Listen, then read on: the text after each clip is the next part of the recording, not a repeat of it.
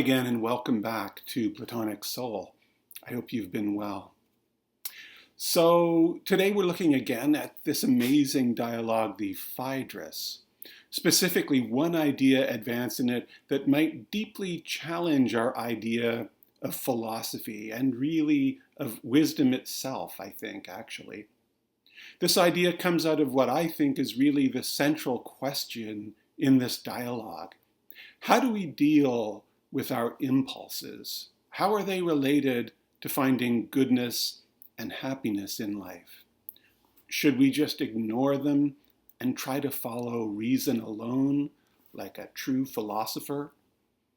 Or is it maybe better to find room for them, to accommodate them somehow?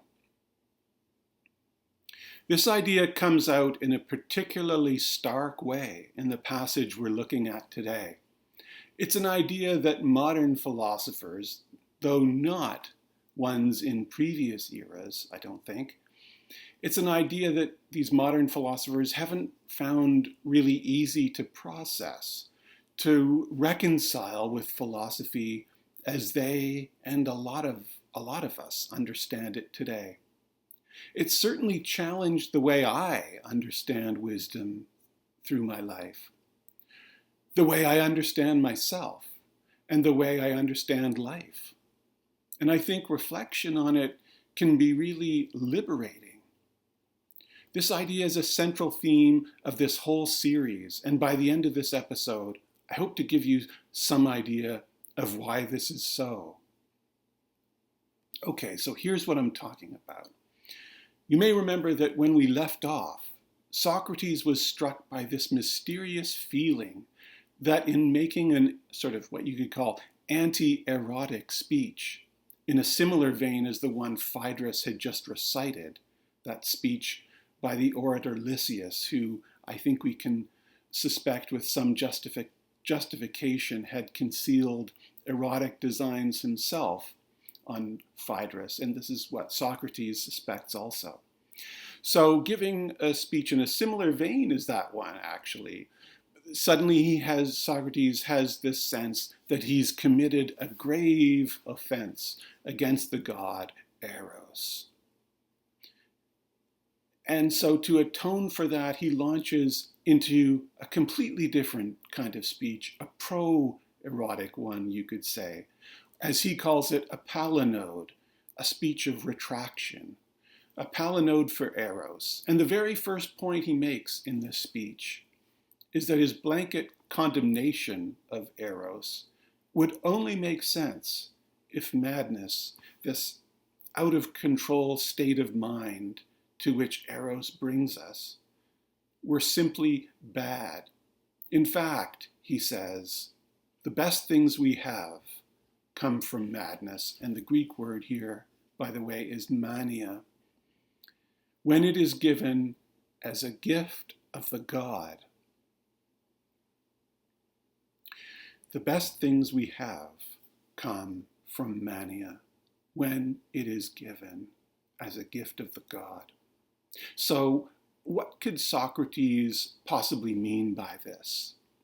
He gives us examples from the realms of religion and the arts, both of which, he says, operate through a kind of mania.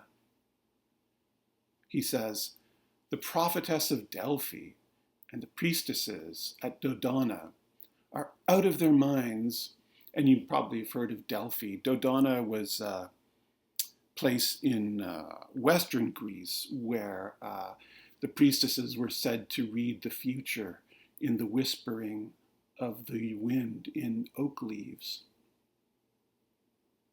The prophetess of Delphi and the priestesses at Dodona are out of their minds, manici, they're manic, when they perform that fine work of theirs for all of Greece, either for an individual person or for a whole city. But they accomplish little or nothing when they are in control of themselves. Sophron usai is the Greek word. And he throws in the Sibyl with her trances. The Greek is rendered more faithfully, I think, by the Sibyl in God-filled divination. She's entheos, filled with God, or filled with the God. And that's where we get the word enthusiasm. The Sibyl was a female prophet in ancient Greece, and there eventually came to be more of them in the Greek world. And here, by the way, is how the pre-Socratic philosopher Heraclitus described the Sibyl. With frenzied mouth, uttering things not to be laughed at, unadorned and unperfumed, yet reaches to 1,000 years with her voice by aid of the God. In making his point, we'll see Socrates do a bit more creative etymology, as we saw him do in our last episode. He asserts that the original term for mantikos, prophetic, and we'll remember this was the term that Socrates also used to describe Diotima in the Symposium. The original word for that, he says, was manikos, or manic. And here's what he says. The people who designed our language in the old days never thought of mania as something to be ashamed of or worthy of blame. Otherwise, they would not have used the word manic for the finest experts of all, the ones who tell the future, thereby weaving mania into prophecy. They thought it was wonderful when it came as the gift of the God, and that's why they gave its name to prophecy. But nowadays, people don't know the fine points. So they stick a T, actually a tau in Greek, and call it mantic. Somewhat shockingly, perhaps, though let's not forget, we saw a similar thought expressed in that incredibly powerful play of Euripides, the Bacchae. Socrates then says that moderation, or sophrosune, one of the 4 classical virtues, and the trait by which, perhaps more than any other, the Greeks prided themselves as being better than so-called barbarians of Barbaroi. He says that moderation, or sophrosune, is of merely human origin, whereas madness, or mania, at least mania of this kind, is divine.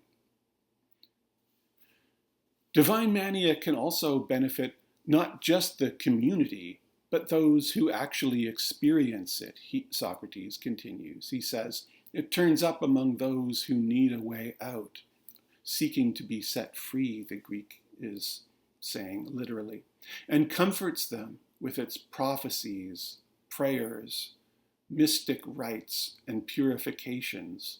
The Greek word is katharmon.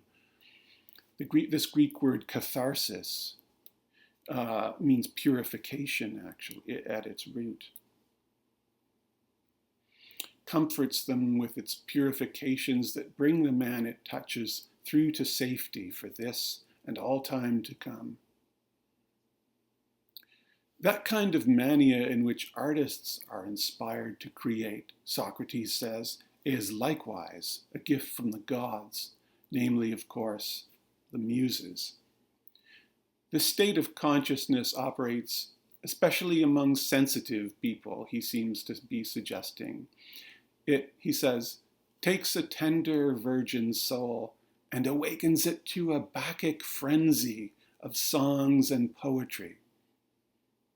In fact, he says, good poetry is impossible to create by anyone in an everyday state of consciousness, he says. If anyone comes to the gates of poetry and expects to become an adequate poet by acquiring expert knowledge of the subject without the muse's mania, he will fail, and his self-controlled sophronuntos verses will be eclipsed by the poetry of men who have been driven out of their minds, menomenon. And you know, it's funny because Dante Alighieri, the 13th and 14th century Italian poet, surely could never have read Plato, which is thought not to have been translated into a Latin or any Western language, at least most of Plato. until later. But in his Purgatory, he just makes a startlingly similar point. It's almost as though it's cribbed from Phaedrus, but I might do a separate video on that later. Anyway, so these, Socrates says, are just a few of the shapes that this God-sent mania can take. And I suspect few of us will be surprised when a little later in the speech, he adds eros to the list. So Socrates is basically, I think we can be sure, talking about what we would now call altered states of consciousness. And of course, I talked a lot about those earlier in this series. These mental states in which our everyday practical reasoning, the cognition we carry out by means of abstraction, is suspended or at least greatly lessened. States in which our cognition is immediate, without this medium of thinking to a great extent, in which we transcend to some degree this division between self and other, subject and object. It's like reality just hits you in the face. At least those altered states of consciousness that are beneficial, he means here. Of course, Socrates realizes, as I think we must all, that some altered states of consciousness, like the ones he cites, and to which we can add, for example, dreaming or flow states, are healthy. Some are healthy, but others we need, of course, to recognize, like those we see in psychosis or in harmful mass movements. For example, are a source of real concern. It's hard to imagine anybody not realizing this. And for these, medical or psychotherapeutic help is certainly advisable for individuals. What remedy there is for harmful communal altered states of consciousness is perhaps a bit more mysterious. But myself, I hold out hope, as I mentioned in my last episode, for philosophy and perhaps also philosophical understanding of history, insofar as those are different anyway. I've talked earlier in this series about the centrality of altered states of consciousness to religion, its role in meditation, prayer, and ritual, for example. And I think many of us who are skeptical toward religion or believe that the effect of religion has been mostly harmful might still accept that such activities in themselves could be beneficial to human health, that there could be, to a certain extent, a rational justification for them. But prophecy, of which Socrates is fond of speaking here, on the other hand, is something I think that for most of us is a bit harder to get our heads around. A belief that someone could foretell the future seems a relic of a more superstitious, more credulous time in our distant past, and we children of the Enlightenment are perhaps tempted to smile at the idea of it a bit. But actually, I kind of think that it's possible to have some kind of rational understanding of prophecy.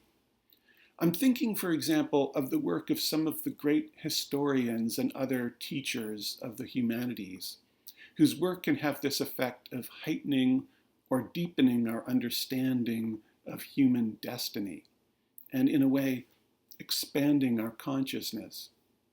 The work of these people depends certainly on data, on objective facts, but I think it's also indisputable that a great part of what we might call their genius is inspired. And genius, by the way, is just a Latin word for daimon. Their genius comes, in a sense, outside of themselves, outside of the thinking ego, I mean. It requires the at least partial alteration of their everyday state of consciousness and the accessing of knowledge that they're not entirely conscious of having. I mentioned a few minutes ago Socrates lapsing, you might say, into creative etymology, as we saw him do in the last episode. You might remember at that time he was talking about the word eros and the Greek word for force, rome. And in this passage, he derives the word, as we saw, for prophetic, mantikos, from this Greek word for insane, manikos. The interesting thing to note here is that modern scholars are actually agreed that these two words likely have the same origin. It seems mantic and mania or mania probably do come from the same word, the hypothetical or reconstructed Indo-European root men, which seems to have meant to think, which is also the root of the words mind and muse, thence of course music, as well as, of course, mania and maniac. It's interesting how the words used to signify these really quite diverse mental states and activities seem to have had an origin in a single word, as though our remote ancestors saw no real distinction, or at least no real opposition between these forms of cognition. This was perhaps how they saw the wisdom of a shaman, maybe. One more point that I think is important. I've described this part of Socrates' speech a bit as though it came out of nowhere, and so does he. But in fact, and you may have noticed this, we've seen this idea hinted at over and over again in this dialogue so far, that there's a kind of wisdom beyond the purely rational, beyond what we're able to get at through concepts. We've talked about some of these things before, the seemingly traditional piety that Socrates displays here that sort of seems to startle Phaedrus, for example. And then we saw this Socratic trust in intuition, you could call it, again in our last episode, when Socrates sensed he had a powerful speech forming inside of him to counter the speech of Lysias that Phaedrus had read, arguing that it's better to give oneself sexually to someone who isn't in the throes of erotic passion than to someone who is. It's as though there's this theme building in the background of a kind of unity, or a kind of unity of immediacy and truth, kind of immediate knowing, that somehow a deeper, or you could say more complete, and therefore more authoritative truth than we arrive at through our everyday kind of thinking might simply come to us in a way that feels like its source is outside our thinking ego. And indeed, Socrates begins his speech by invoking the muses. "Come, take up my burden," he says. And partway through asks Phaedrus if he doesn't think he's, quote, in the grip of something divine, unquote. And then we have, of course, this really striking moment that we mentioned last time, when Socrates experiences, out of the blue, his famous daimonic sign, this psychic phenomenon of seeming to receive a kind of knowledge from outside without the act of thinking, and one that alerts him to the offense against the god that he has just committed by giving his anti-erotic speech. But not only this, Socrates, whom we're used to thinking of course, of this great, in a way, as this great, in a way, advocate of human rationality, this great believer in the virtuousness. Sorry, I lost my place here. Sorry. In the virtue of questioning to undermine people's harmful and false assumptions, calls himself a prophet, a mantis, And not only that, he seems to imply that we all are. This different kind of seeing, to use that phrase from Plotinus, he says, he doesn't use that phrase here, but seems to be his sense. This different kind of seeing is a natural operation of the psyche. He says, my friend, just as I was about to cross the river, the familiar divine sign, daimonion, semeion, came to me, which, whenever it occurs, holds me back from something I am about to do. I thought I heard a voice coming from this very spot, forbidding me to leave until I made atonement for some offense against the gods. In effect, you see, I am a seer. Mantis is the Greek word. And though I'm not particularly good at it, still, like people who are just barely able to read and write, I'm good enough for my own purposes. I recognize my offense clearly now. In fact, the psyche, too, my friend, is itself a kind of seer. The psyche is mantikon by its nature.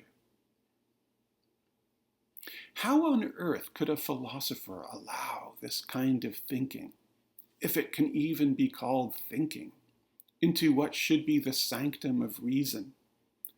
I hope to show next episode not only how this kind of cognition is harmonious with, but how it's actually essential to the Platonic system, and how, in fact, Plato's teaching on love or eros would be deeply poor and incomplete without it. Finally, something that just occurred to me to do as I was polishing off these reflections. I'd like to read to you on this March day, as the snow melts here in Toronto, a poem in this connection, written by the American poet Wallace Stevens and first published in 1954. It's a perhaps uncharacteristically hopeful poem by Stevens called Not Ideas About the Thing, but the Thing Itself. At the earliest ending of winter, in March, a scrawny cry from outside seemed like a sound in his mind. He knew that he heard it, a bird's cry at daylight or before, in the early March wind. The sun was rising at 6, no longer a battered panache above snow. It would have been outside. It was not from the vast ventriloquism of sleep's faded papier-mâché. The sun was coming from outside. That scrawny cry, it was a chorister whose C preceded the choir. It was part of the colossal sun, surrounded by its coral rings, still far away. It was like a new knowledge of reality. Thanks for watching, and see you next time.